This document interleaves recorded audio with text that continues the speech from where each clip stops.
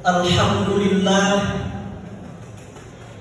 alhamdulillahilladzi arsala rasulahu liyukhrijan nasa minadh dhulumati ilan nur wa liyahdiyahum ila siratil azizil hamid. Siratil lahilladzi lahu ma fis samawati wa ma fil ardh. Asyhadu an la ilaha illallah wahdahu la syarika lah. Lahul mulku wa lahul hamdu yuhyi wa yumiitu wa huwa ala kulli syai'in qadir.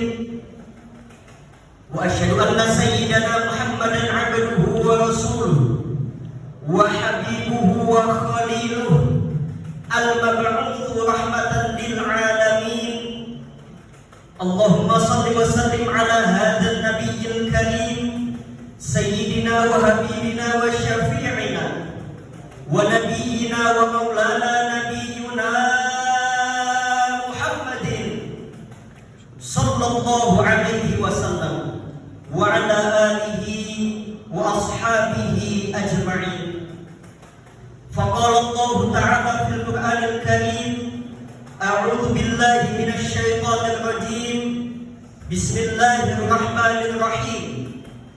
Ya ayyuhalladzina amanu taqullaha haqqa tuqatih wa la tamutunna illa wa antum muslimun. Faqala Allah ta'ala, a'udzu billahi minasy syaithanir rajim.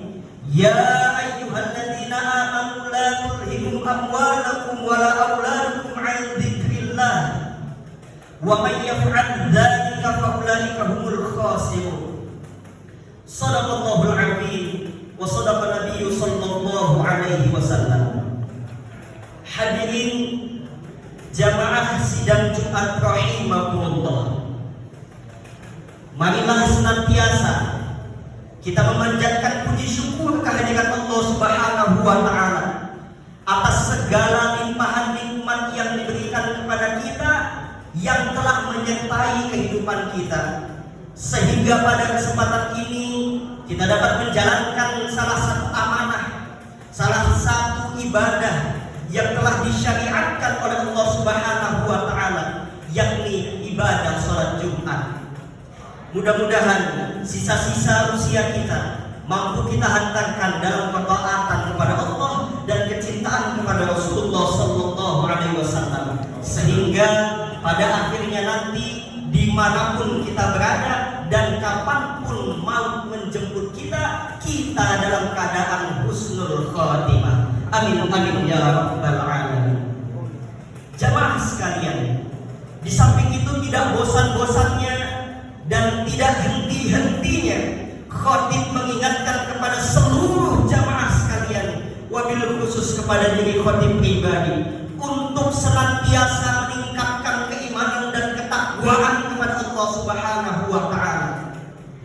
Tetapi sebelum menjalankan perintah takwa Allah, kita harus mengetahui apa itu definisi takwa. Agar apa? Agar di dalam menjalankan ibadah yang telah disyariatkan, kita tidak keliru dan sesuai tuntunan Al-Quran dan Sunnah yang dicontohkan oleh Rasulullah sallallahu alaihi wasallam. Apa itu takwa? Takwa bimakna imtithali awamirillah wa ijtinabi nawahihi fi sirri wal 'alani. Takwa yang dimaksud adalah menjalankan seluruh perintah Allah dan menjauhi segala larangannya, baik dalam keadaan sendiri maupun di hadapan khalayak umum. Hadirin kaum muslimin jamaah salat Jumat rahimakumullah, dengan kita menjalankan perintah dan menjauhi segala larangan Allah, insya Allah hidup kita akan selamat, akan bahagia di dunia, lebih-lebih lagi nanti di akhirat. Dan takwa ini dalam menjalaninya tidak mudah, hadirin sekalian. Banyak sekali ujian, banyak sekali cobaan, banyak sekali bahkan musibah yang dikirimkan kepada kita dari Allah semata-mata hanya untuk menguji kita. Apakah kita ini siap dijadikan hamba dengan predikat mendapatkan inna akramakum indallahi atqakum, mendapatkan sisi kemuliaan, mendapatkan gelar Allah Subhanahu wa Ta'ala. Kalau kita ibaratkan di dalam sebuah sekolah, takwa ini dalam kita menjalankannya adanya sebuah ujian. Semisal kita ibaratkan adalah sebuah UAS, di mana seorang siswa, seorang mahasiswa juga misalnya, atau seorang murid diberikan ujian, diberikan tugas oleh seorang guru, oleh seorang kepala sekolah dalam menjalankan UAS atau menjalankan ujian.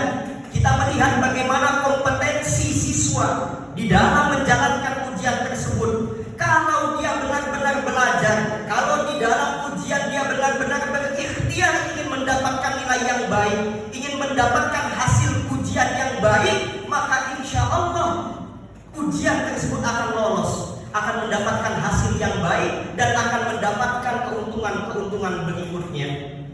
Tetapi bila mana seorang siswa tersebut tidak belajar, di dalam menjalankan ujian hanya pasrah, bahkan menyontek kepada temannya, maka sudah dipastikan ujiannya tidak akan lolos dan hasilnya tidak akan mendapatkan hasil yang baik. Bahkan akan ada kerugian-kerugian lainnya yang akan menimpanya, baik itu UAS ulang atau susulan atau tidak naik kelas. Dari analogi tersebut, dari ibarat tersebut, Allah Subhanahu wa Ta'ala sebetulnya memberikan peringatan kepada kita semua. Untuk apa? Di dalam menjalankan ujian, pertama kita harus sabar, kedua kita harus ikhlas, dan ketiga kita harus ikhtiar, dan yang keempat kita harus tawakal. 4 pokok utama dasar inilah yang akan menyebabkan kita sukses menjalankan ujian yang diberikan Allah kepada kita. Jika kita sukses melewati segala ujiannya, maka Allah akan angkat derajat kita. Tetapi hadirin sekalian, bila mana kita gagal menjalani ujian tersebut, bahkan kita tidak ada upaya ikhtiar untuk memperbaiki itu semua, maka niscaya kita akan termasuk orang-orang yang merugi.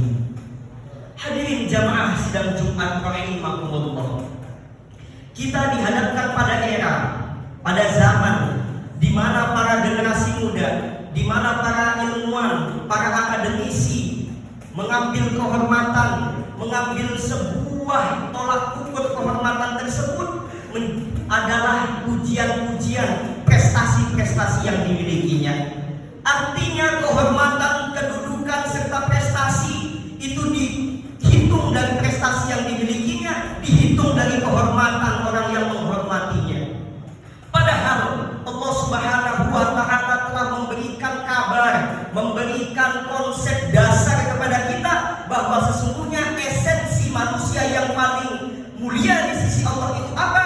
Yang disebutkan tadi, inna akramakum indallahi atqakum, adalah orang yang paling bertakwa, adalah orang yang tulus, yang ikhlas ketika menjalani ujian, ketika menjalani sebuah permasalahan atau amanah, semata-mata itu semua dia cari untuk mencari ridho Allah Subhanahu wa Ta'ala. Kebanyakan manusia sekarang mencari prestasi agar peringkat 1 di kelas, agar menjadi manusia yang tenar, menjadi manusia yang terkenal. Itu semua untuk dirinya sendiri, untuk keuntungannya dirinya sendiri, tanpa pernah memperhitungkan bahwa itu semua semata-mata hanya untuk Allah Subhanahu wa Ta'ala. Hadirin jamaah sidang Jumat rahimakumullah.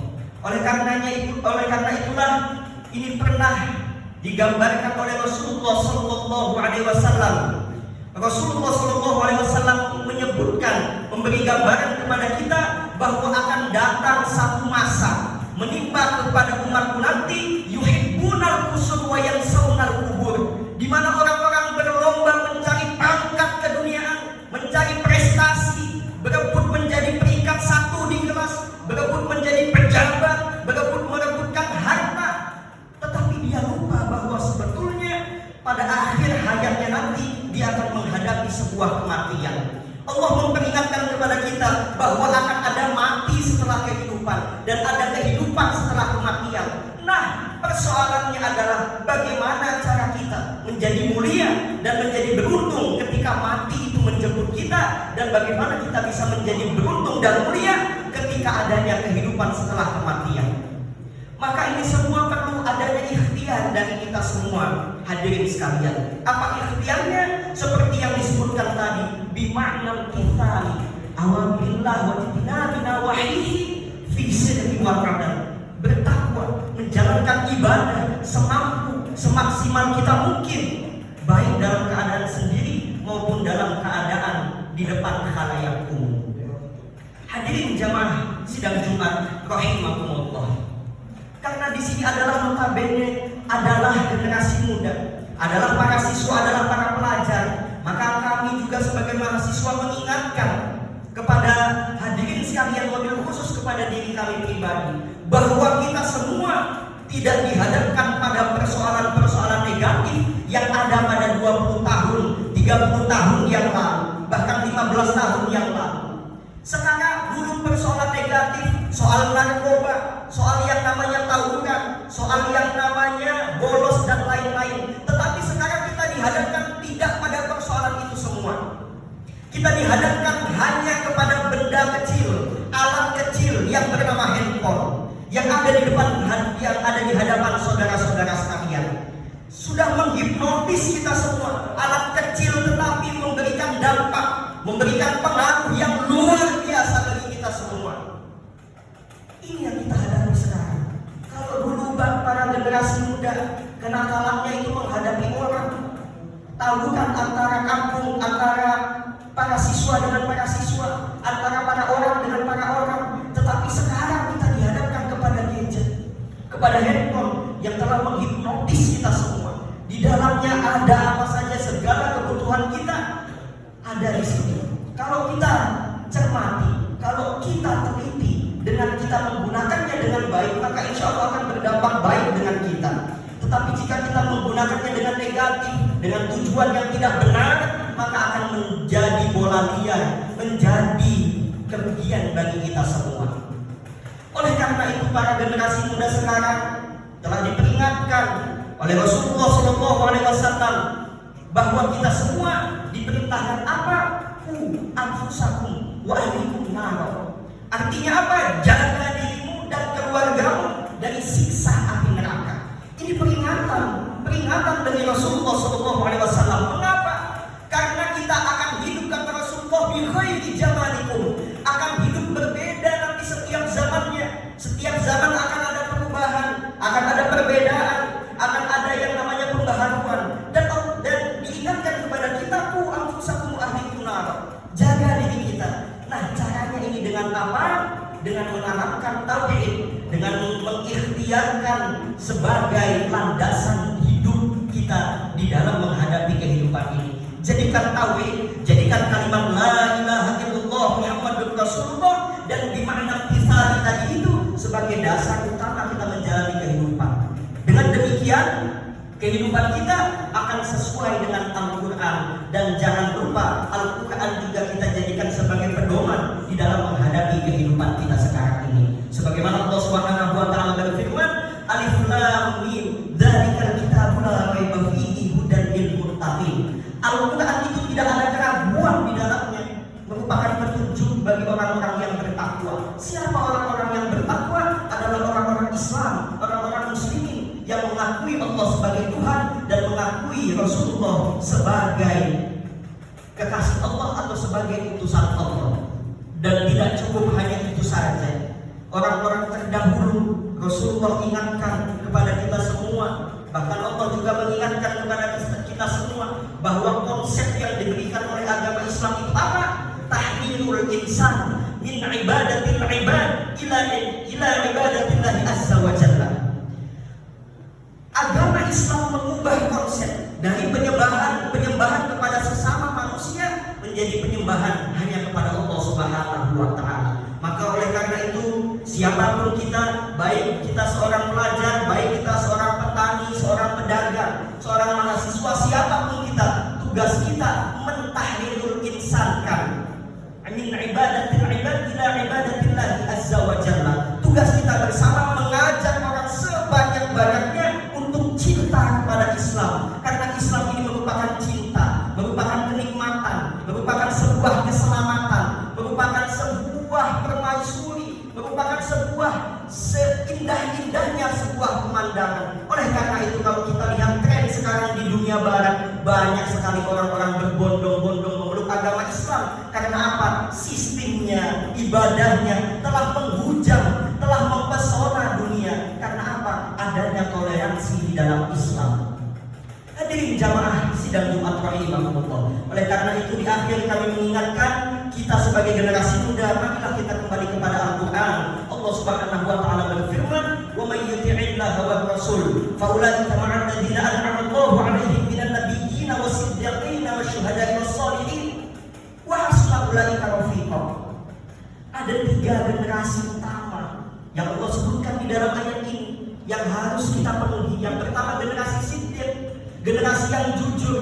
Sekarang ini kalau kita mencari generasi Siddiq, generasi yang jujur, sulit sekali hadirin sekalian.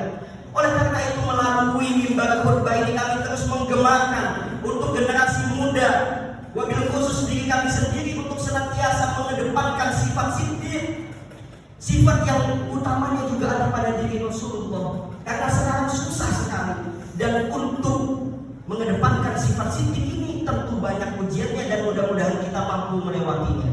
Kemudian yang kedua adalah generasi yang syuhada, generasi yang rela mengorbankan hartanya, mengorbankan waktunya, mengorbankan pikirannya, mengorbankan perjuangannya, bahkan darahnya untuk kemajuan Islam, untuk kemajuan globalisasi. Ini yang sulit kita temukan sekarang ini. Karena generasi muda Islam sekarang banyak yang acuh terhadap perjuangan Islam. Sebagai contoh, banyak sekali yang tidak mau tahu dengan bagaimana perjuangan rakyat Palestina, tanah yang dimana di situ adalah tanah Islam, tetapi generasi Islam sekarang tidak memperhatikan apa yang terjadi di sana. Sibuk dengan TikTokan, sibuk dengan Reels IG, sibuk dengan Facebook dan lain sebagainya. Ini harus kita sadari bersama.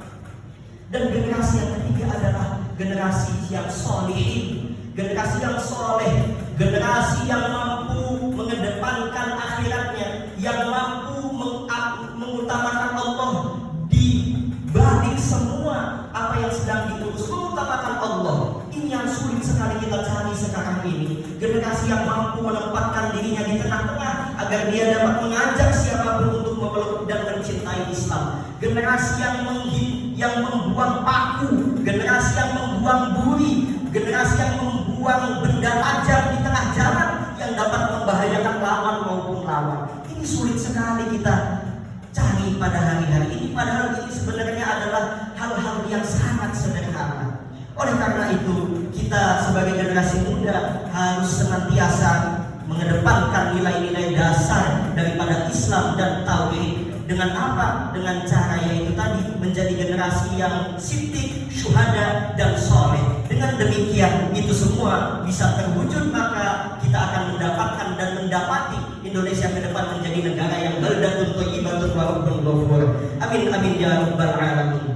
Sebelum kami menutup khutbah ini, sebelumnya kami memperkenalkan diri bahwa kami dari Universitas Islam Malang, terutama kami dari Unit Kreativitas Mahasiswa Jamiatul Qurra wal Hufat. Alhamdulillah diberikan jadwal di sini. Semata-mata bukan hanya sekedar jadwal, tetapi juga insya Allah memotivasi sedikit banyaknya, dan insya Allah apa yang kami sampaikan mudah-mudahan bermanfaat. Dan salah satu untuk membangun generasi Islam adalah teman-teman sekalian, adik-adik saya sekalian, sebentar lagi akan menghadapi mungkin ujian dan sebentar lagi insya Allah akan lulus. Maka carilah jurusan, carilah fakultas apapun itu, tetapi tetap sebagai nilai dasar di dalam jurusan itu tetap tanamkan, tetap kaitkan hubungannya dengan Islam. Bagaimana caranya jurusan yang Anda pilih itu juga ada hubungannya dengan Islam. Dan alhamdulillah di Universitas Islam Malang telah tersedia banyak sekali jurusan-jurusan baik umum maupun keagamaan, sudah tersedia dengan akreditasi yang unggul dan A, dan UNISMA merupakan peringkat 1 PTN perguruan tinggi Nahdlatul Ulama terbaik nomor 1 se-Indonesia dan menjadi salah satu perguruan tinggi yang terbaik di Indonesia dari 4.000 sekian. Oleh karena itu, kami mengajak sekaligus kepada teman-teman sekalian untuk senantiasa mengedepankan prinsip keaswajaan, keimanan dan ketakwaan melalui apa? Melalui sebuah pendidikan. Dengan cara apa? Mempelajari